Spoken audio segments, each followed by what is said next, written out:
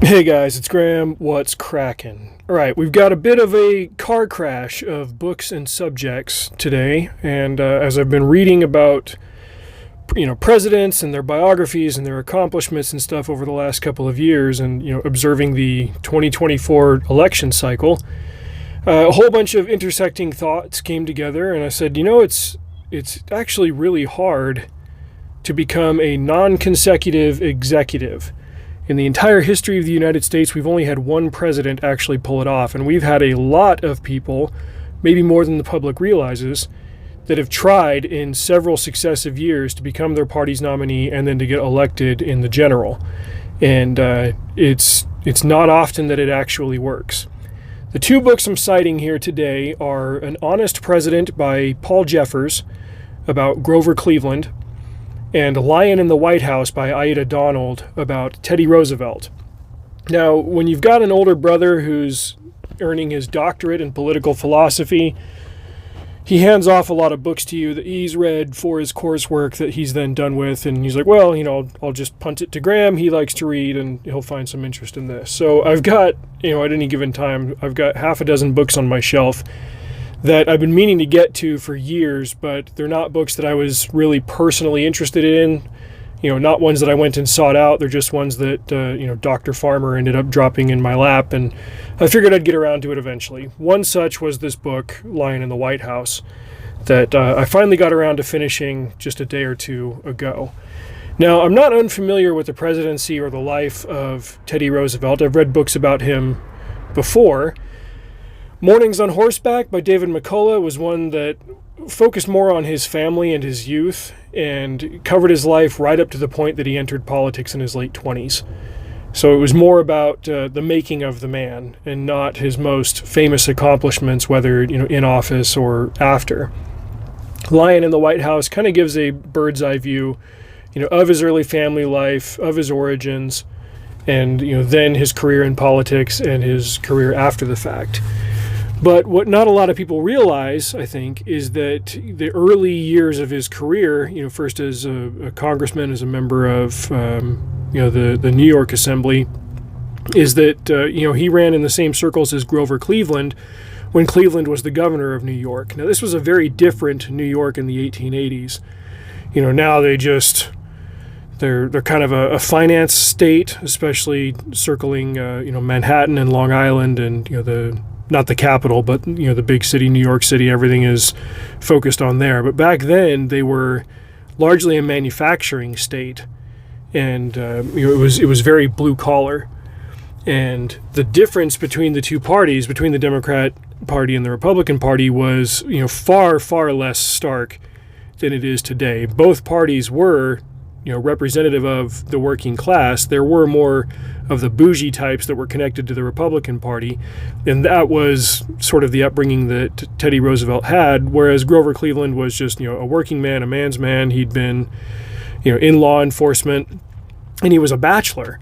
In fact, he was a bachelor up through his first election to the White House. He got married while he was in office, famously to the daughter of a late friend of his. There was about a 30-year age gap between the two of them. It was, I'm sure, not that it was scandalous, but I'm sure it was something that people definitely noticed at the time, and it might not go over as well as it did, it might not go over now as well as it did back then, but people just had different approaches to social mores like that, and they had a higher opinion, we'll say, of their elected officials. People just were of a different character. The electorate was different.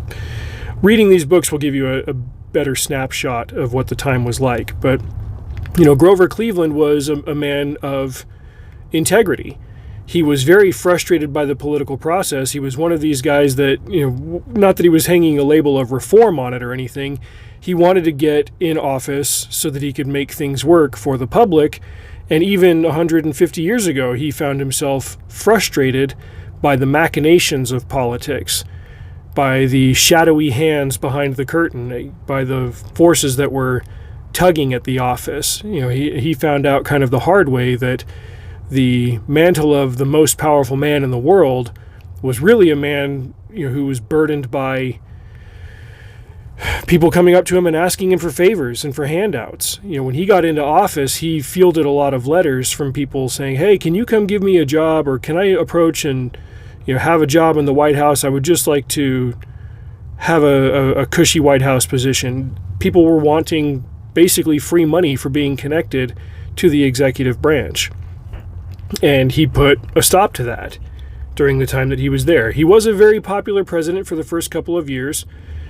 Things happened in the fourth year that caused some hiccups, and off the top of my head, I'm already struggling to remember who the heck his opponent was in his second election.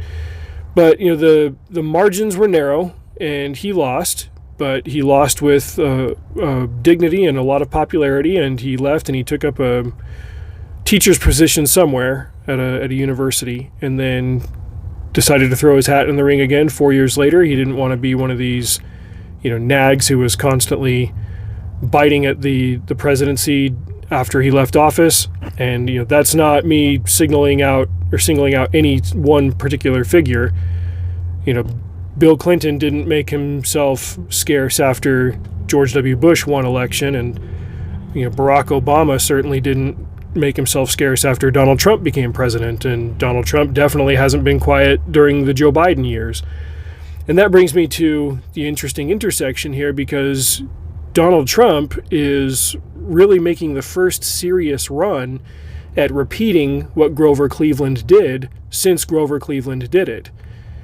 But in between Cleveland and Trump, there have been a few other comers that made an attempt at it. Teddy Roosevelt, and this is what was covered in some detail in Ida Donald's book, Teddy Roosevelt, his first term in office was one that he kind of fell backwards into because he was a vice president who then suddenly had to take over when the executive died, and that was his first term. Then he got reelected in 1904, and excuse me, he had a very successful reelection, but he was a member of a different branch of the Republican Party. Let's say today, and this is not a one-to-one comparison between these two branches, but let's say that today if you had a mainstream Republican or an establishment Republican, and then you had a MAGA Republican, you would have two very different types of Republican vying for the nomination. It would almost be like comparing, let's say, DeSantis to Trump. Vivek Ramaswamy wouldn't be an apt comparison because he's not currently a politician, and he was pretty much in line with the Trump platform anyway, but it would be more like a DeSantis Republican versus a Trump Republican. You'd be talking about two very different types of Republican. Whereas Teddy Roosevelt, he was a progressive Republican, and then there was the mainstream Republicans, which was what Taft represented. Taft came into office, and Teddy Roosevelt, although he'd kind of bowed out and handed the mantle off to Taft, he was suddenly very disillusioned with how Taft was handling the Roosevelt legacy, and he came roaring back and wanted the nomination. But shenanigans were afoot, and Taft ended up getting the nomination for the 1912 election. And frick, I hope I'm getting the years right off the top of my head. This is what happens when you do videos at 6 in the morning. And suddenly he wanted to mount an outside challenge, a third-party challenge. There was the Progressive Party, the Bull Moose Party. There were different names for it, but that caused a schism in the Republican Party because he did have a large part of the Republican electorate on his side. That kind of divided the vote, and then that POS Woodrow Wilson came in, and that caused a whole different host of problems. And if you do not hate Woodrow Wilson's presidency, I would suggest that you have not read enough about Woodrow Wilson's presidency. But that's another video subject. So Grover Cleveland pulled it off. He was the 22nd and the 24th executive. So while Joe Biden is the 46th president, he is only the 45th man to hold the office. Grover Cleveland pulled it off. Teddy Roosevelt may have been possibly emboldened by looking at Cleveland as a contemporary of his who was able to do it, but he was not successful at it, and he died not too long after that. In the intervening years, Richard Nixon was a famous figure in the Republican Party who got the nomination more than once. He famously lost to JFK, And then he came back in the late 60s and got the nomination and got the election and was a very popular nationwide candidate. And then Watergate happened, and that would be another subject for another video.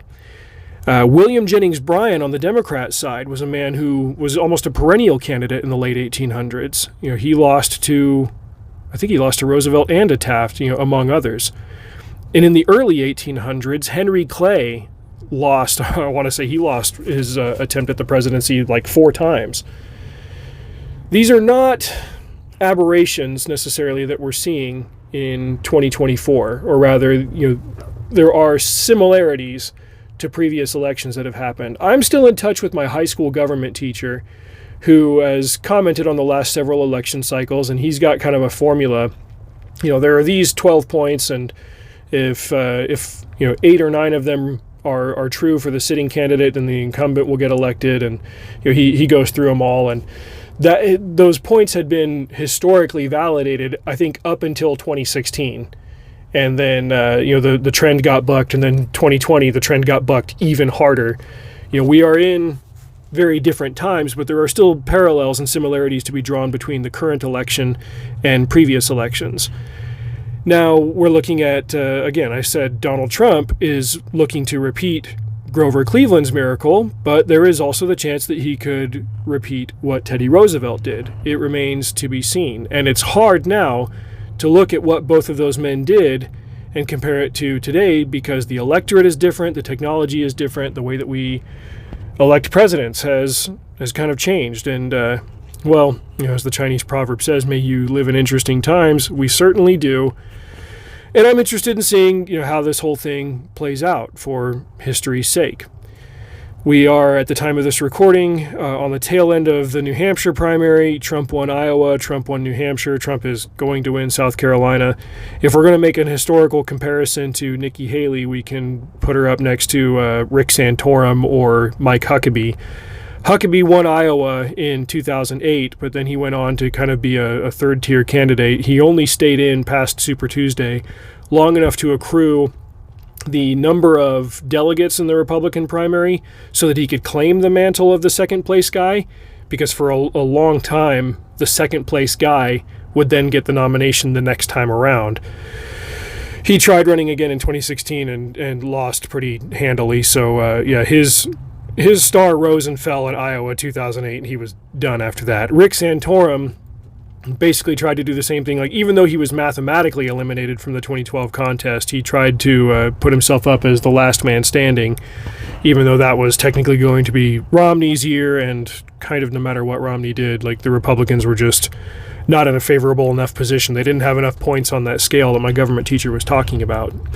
But I think Haley's doing that because she's basically got no chance of winning the nomination. She's unpopular in her own party. Even the establishment types that are backing her are really not that excited about her, and she'll hang around for the sake of her own ego and pride, but she won't win the nomination. It's pretty much there for Trump to lock up, for better or worse, and from there we go into the general and see what that looks like. So in closing, there are parallels to draw to previous elections, and there are things that Trump could do to kind of repeat history, but we are still forging new trails, and we'll see what ends up coming of all of it. So check out these books, An Honest President and Lion in the White House. If you've read them, let me know what you think. Till next time, like and subscribe, comment, share this video out with your friends, check the description for relevant links to other sites where I do reviews, and when I see you next time, I hope you will have driven safe, and out there I will see you.